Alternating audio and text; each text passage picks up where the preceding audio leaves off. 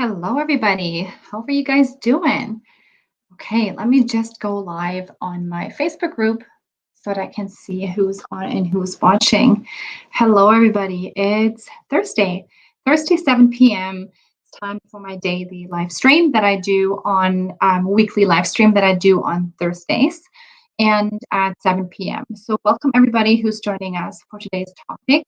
Um, it's it's going to be a good topic. I know I say that every time, but this is really a good topic. It's interesting because we're going to talk about something that is not black and white in the nutrition world as well as the science research world. It's something that we have to think about from different perspectives in order to make a really solid decision for ourselves. So let me just see. I'm gonna go see if I can find myself on here to make sure. Yes. Okay, perfect. So welcome everybody. My name is Cordula Marshall. I'm a certified holistic nutritionist. I live just north of Toronto, and what I do in my practice, I support women with an autoimmune disease, specifically Hashimoto's thyroiditis, women that are really ambitious to get their gut health under control, to regain energy, to reduce the fatigue in order to create that life that they deserve and desire with through whole foods approach as well as lifestyle applications, holistic lifestyle applications. I practice from my own experience as I was diagnosed with Hashimoto's thyroiditis 10 years ago. And I went on a very long journey to recover from my symptoms, which was mainly, or the most severe one, I should say, was the immense brain fog and fatigue that really kept me from living. I was basically just existing. And so I went on a long journey in order to, repair my body, repair my gut, heal myself, kind of like, I shouldn't say heal because you can't heal from it, but bring things into remission and be able to live a life that is really, really fun and full of energy and joy. Anyways, today what we're going to be talking about is we're going to be talking about gluten. So the topic of today is gluten. Is it really your gut's enemy?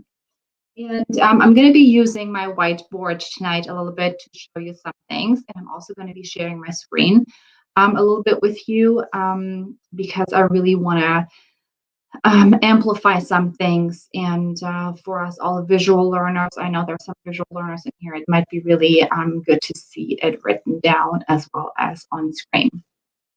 So let's talk about it. Gluten, is it your gut's enemy? So it's really a topic, like I said, it's not black and white. And maybe the session today will not bring you 100% clarification around how you personally can and want to move forward with gluten, but it will give you some really good information that you can think about and mull over and kind of like decide whether you might want to add gluten back into your diet or not. Before we do that, so we need to determine first what gluten is. I'm just going to be moving my screen a little bit over so that you can actually see my whiteboard here. I'm going to be writing it down here. So gluten. So we all heard, all of us in here heard about gluten. But what is gluten and why is it so, people say, detrimental to our health or gut? Or why is it not really? So let's talk about it. Gluten is a protein. Gluten is a protein, and it's really composed of two types of proteins. And those two types of proteins are gliadin and glutenin. Okay, so we have gliadin.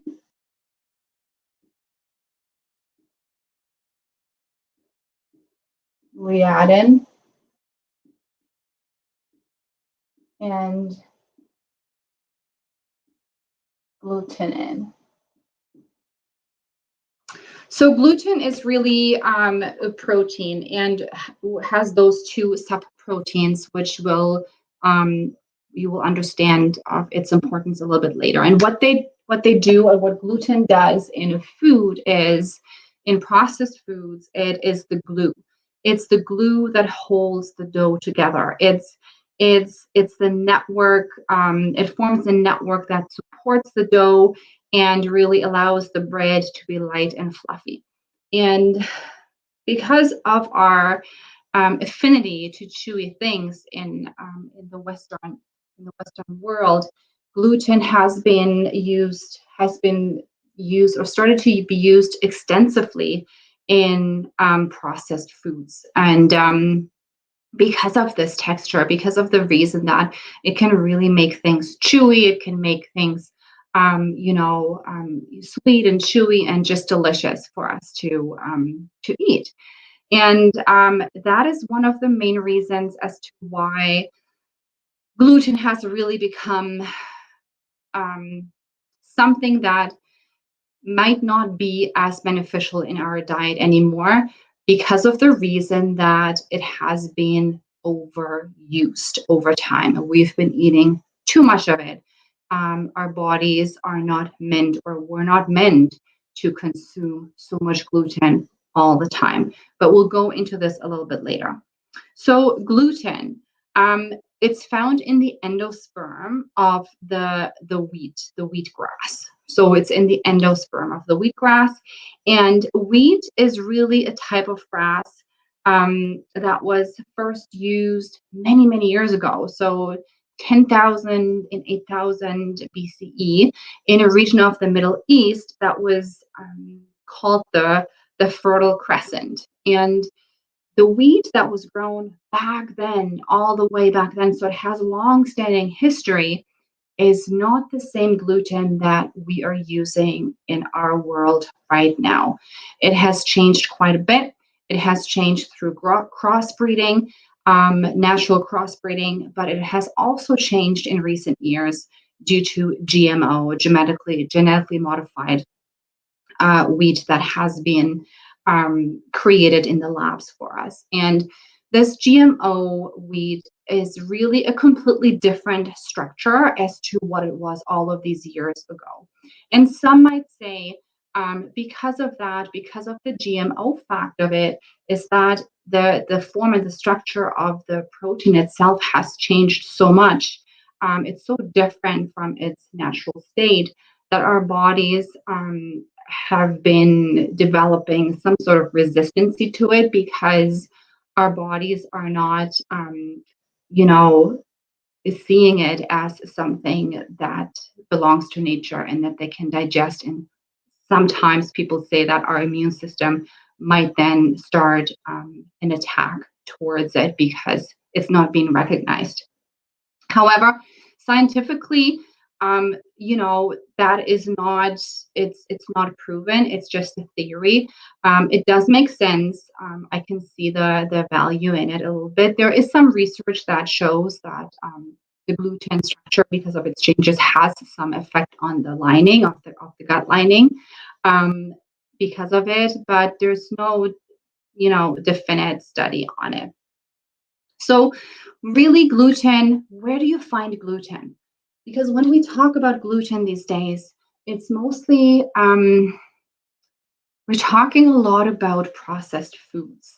So gluten, because of the texture that I was talking about, that really helps make things chewy and, pleasant for our taste buds, it has been overused in processed foods.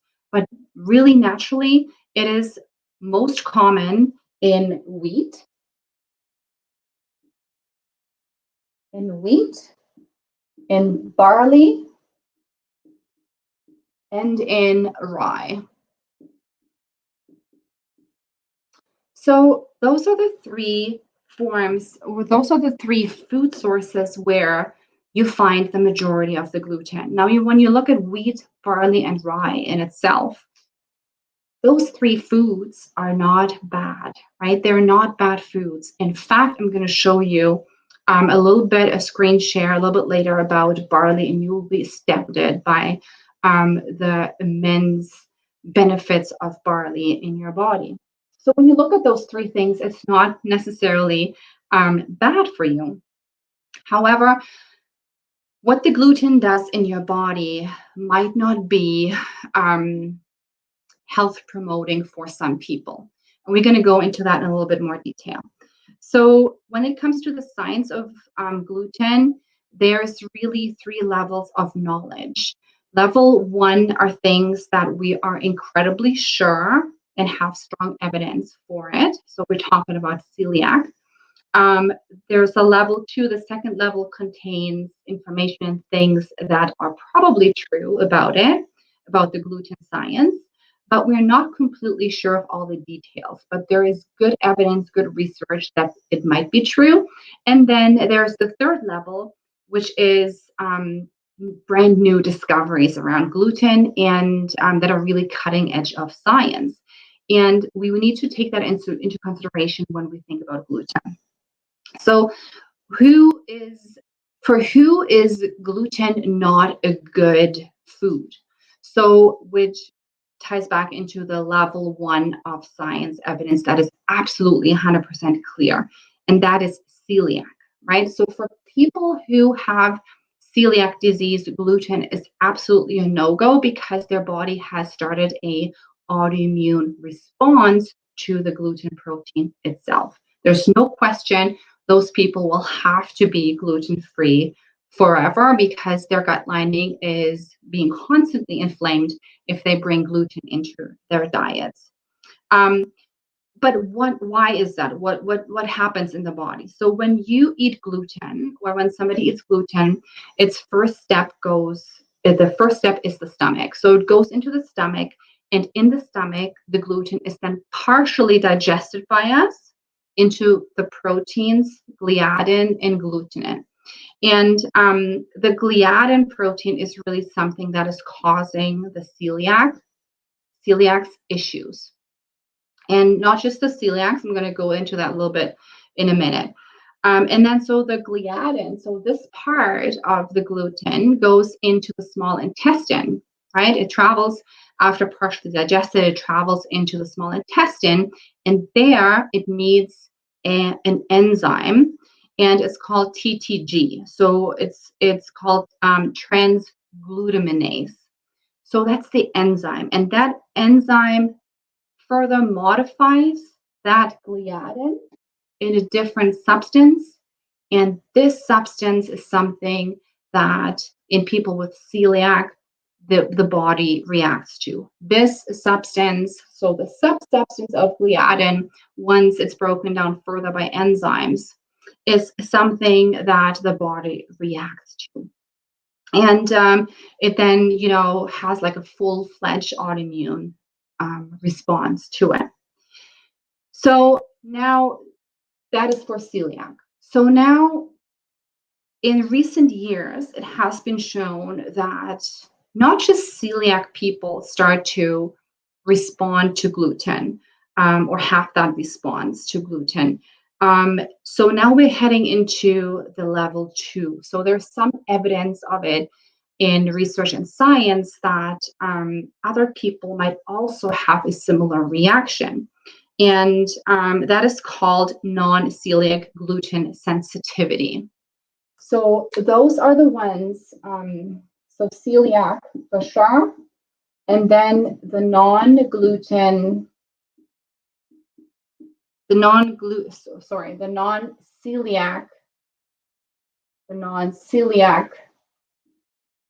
celiac gluten sensitivity.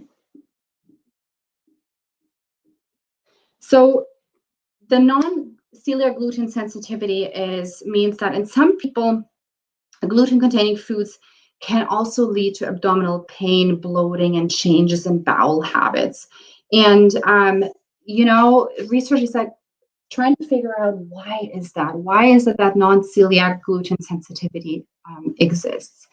And it's really not really clear because is it the gluten or is it something else? For these people, when you're eating gluten and you find that you're reacting to gluten, keep in mind that gluten is it's mainly in a food that is also very starchy. or it's in a food that is very high in carbohydrates. And a lot of people actually might be reacting to the carbohydrates rather than the gluten. So I'm talking about, all the carbs that are on the FODMAP, right? So, like the high fibers and all of it. And sometimes it shows that in research, it shows that you might think it's the gluten that makes you react to the food, when in reality, it's really the carbohydrates, the fiber. And typically is what I see in my clients and also in research and on myself is that we are reacting to the carbohydrate parts more because our intestinal microflora is just so out of balance. Our gut is in such a state of dysbiosis.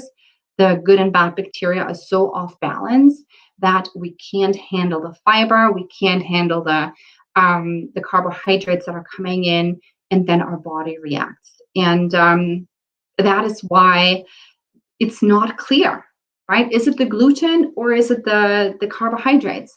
And a lot of people then go forth and they're cutting out the gluten because they have been told, or they have read that the gluten is causing leaky gut, and so they're cutting out the gluten, and they might find relief because they might be actually cutting out all the fiber, which they are actually reacting to. And so then we are going now into the level 3 that I talked about in science and research, is level 3 being something that is not 100% proven in science, but there's lots of evidence that this is happening. And level 3 would be the notion that gluten is causing leaky gut syndrome. So now, when we talk about leaky gut syndrome, there's a whole different mechanism to it.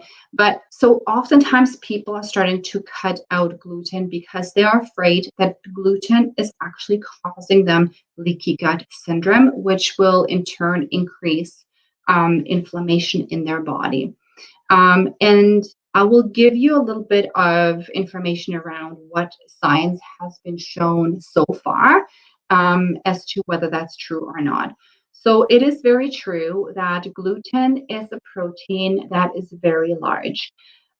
It has been shown that gluten is a protein that is really large and it cannot be fully digested by the human body. However, if your gut is in a really good state, then your microflora, your microbiome, your bacteria are actually able to break the gluten, the protein down further for you. But unfortunately, for a lot of us with autoimmune Hashimoto's and other autoimmune diseases, that is not the case. For us, our gut microbiome is typically very much out of balance, and therefore we are just not breaking down the gluten further than a healthy gut could. And so now the protein, because of the fact that it is a very large protein, damages the intestinal lining every single time we eat gluten. That's just a given that has been shown in many research studies that it always causes a little bit of damage along the intestinal lining. And which, if your body is working well and if your body is in a good position, is really not a big deal, because your body has the ability, your gut lining has the ability to heal and repair itself very, very quickly. So if you are eating gluten and you have a healthy gut microbiome and you're eating gluten every once in a while, then the damage on the gut is not significant enough for you to have created leaky gut syndrome. However, if that is not the case, if your gut microbiome is out of balance, and if you are consuming gluten very frequently and regularly, you might be running into issues where your gut lining is actually starting to become more permeable. And that can then cause inflammatory processes in your body. So, see where I'm going here with this is that the gluten per se is not the bad guy. However, if the circumstances in your body are not optimal and are in a, with your body's in a situation where the gluten can actually do more harm than good, then it might not be a bad idea for you to step away from the gluten to give your body time to repair and restore. So, having said that, is gluten bad for you? So, like I said, for some people, it absolutely is because number one, for those ones with celiac, absolutely. For those ones with a non-celiac gluten sensitivity, yes and no, because it is not quite clear if it's the gluten for these people or whether it's actually the carbs and the fiber they're reacting to. And the problem with cutting out all gluten, which is in whole foods, really wheat, barley, and rye, means that you are cutting out a good chunk of very important nutrients in your diet. So that is the danger of it. So if you start to cut out any type of gluten, you're cutting out a whole lot of minerals, a whole lot of vitamins, a whole lot of antioxidants, B vitamins, iron, folic acid, all of that good stuff that your body needs on a regular basis. So that is the danger of it. Is gluten bad for somebody with a wheat allergy? Absolutely. So for somebody who has a wheat allergy, you need to step away from gluten 100%. And let's talk about the connection a little bit with Hashimoto's, because a lot of you guys in here are actually having Hashimoto's, and I do myself as well. So I have a little bit of personal experience with this. So Hashimoto's, so here's the connection with gluten and Hashimoto's. So as we talked about in the digestion of gluten in the human body, gliadin is formed. And then the gliadin, meets the enzyme, the transglutaminase, which then, breaks down the gliadin into another component. And the issue is that when gliadin reaches the intestinal system, it's it's being absorbed into the bloodstream. And the thing is that the thyroid actually has a lot of the enzyme transglutaminase in it. So the thyroid has a lot of the enzyme in it that breaks down the gliadin further. And so if there is some sort of sensitivity to gluten because of various reasons, such as leaky gut or dysbiosis in your gut, and that actually is being transferred into your bloodstream, then the molecular mimicry between the thyroid that has a lot of the transglutaminase in it and the transglutaminase that is being used for the breakdown of the gliadin, can damage thyroid cells. And so here's the connection between the gluten and the thyroid, that there's maybe a crossover in terms of reaction, so that the body actually reacts to the thyroid because of that molecular mimicry. So that is something to consider when you are dealing with Hashimoto's. However, like I said before, gluten is a big protein. It has been genetically modified, so we don't know whether it's going to be something that your body's reacting to because it doesn't recognize it as a natural form. So if you stay away from the GMO gluten, and if you opt for gluten that is original, like the einkorn, or organic gluten, you will, number one, get rid of that component, right, of the GMO fat.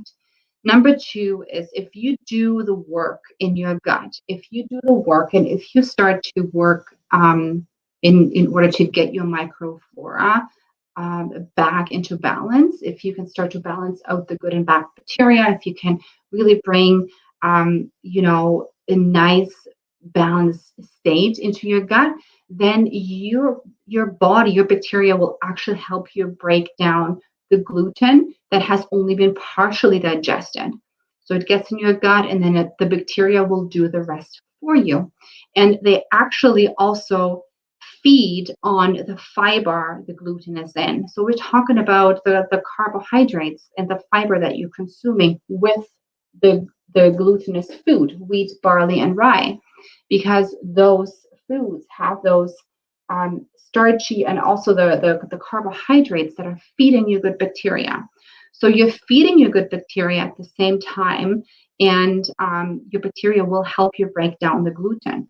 And so even though we talked about how gluten is always damaging your gut a little bit because of the size of the protein, if you start to slow down on the volume of gluten that you're eating, number one, if you only eat gluten every once in a while, with a healthy gut, and with where you're sure you have non-celiac gluten sensitivity, then you might be absolutely 100% able to include gluten back into your diet. That doesn't mean the gluten that you're finding in processed foods, of course, because the non-gluten stuff in the stores, they might not have gluten, but they have tons and tons of sugar in it, so which causes a whole different slew of issues.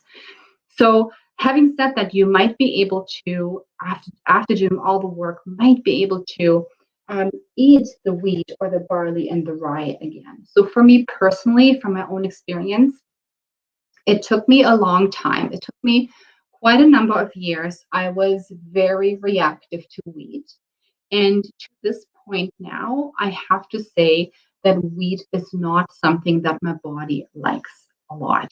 So wheat is something that I almost entirely cut out of my diet. I have it, every once in a while, but not very often. However, after doing the work and really establishing homeostasis in my body, I am now 100% able to consume barley.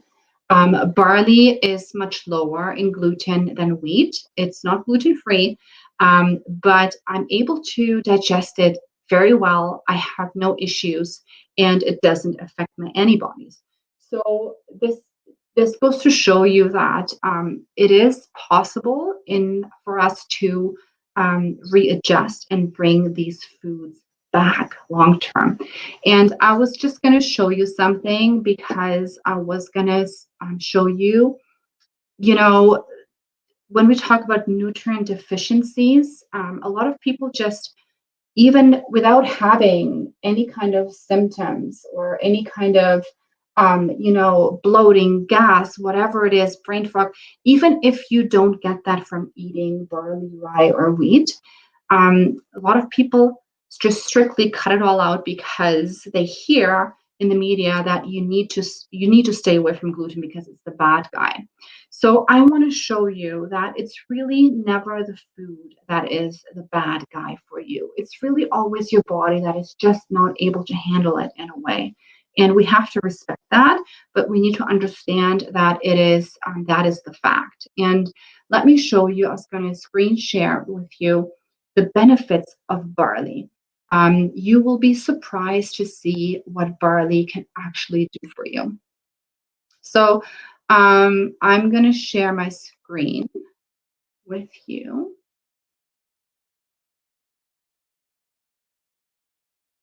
Okay, so I hope you guys can see that. Barley grass is such an amazing super food. It's one of the best functional foods I've ever seen for cell nutrition and detoxification in human body. but it's also the most abundant bioactive ingredients for lots of health promoting effects. So you will find study upon study upon study, more than 30 functional ingredients are in barley grass. They can combat over 20 chronic diseases, including diabetes, and 15 functional ingredients in barley grains may prevent 11 chronic diseases. So look at the chart, right? It has a slew of super agents in it. It has GABA, it has flavonoids, it has K, vitamin D, A, vitamins, tryptophan, beta glucans, polyphenols, phytosterols, all of the amazing anti-inflammatory, antioxidant stuff that your body uses for all of these health promoting effects, right? So we're talking about antidepressants, promotes sleep, anti-cancer, it protects the liver, it has hypolipidemic effects. It helps calcium supplementation, bone injury recovery, anti-aging. It's an antioxidant. It, I mean, the list just goes on. So if we are just plainly say, I'm going to stop sharing now, just so that, yeah, I'm back. If we just say right off the bat, I'm going to be cutting out gluten for the rest of my life because I hear that gluten is the bad guy. We are cutting out a lot of good stuff that our body needs. But we need to be, of course, aware around our own bodies and how much we can actually digest and whether we have any sort of, reaction to it, and be very clear that we are reacting to the gluten. And then we can certainly cut it out in order to then give our body that environment to repair and restore. We need to do the work to repair and restore. And then once that is done, we might be able to bring back those wonderful foods. So I hope that was helpful. Let me know in the comments if you have any questions. I can't see your name, but whatever comments you're putting in here, I can see. So yeah, so I just really wanted you to understand the pros and cons and really understand, trying to look at gluten from different perspectives, and really trying to understand what it is and how it reacts in your body. You're welcome. And make a conscious decision around how you want to go forward on your gluten journey. All right. Okay, everybody, I hope you have a wonderful evening. I'll be going downstairs now to join my family, and I will see you again very soon. Have a good night.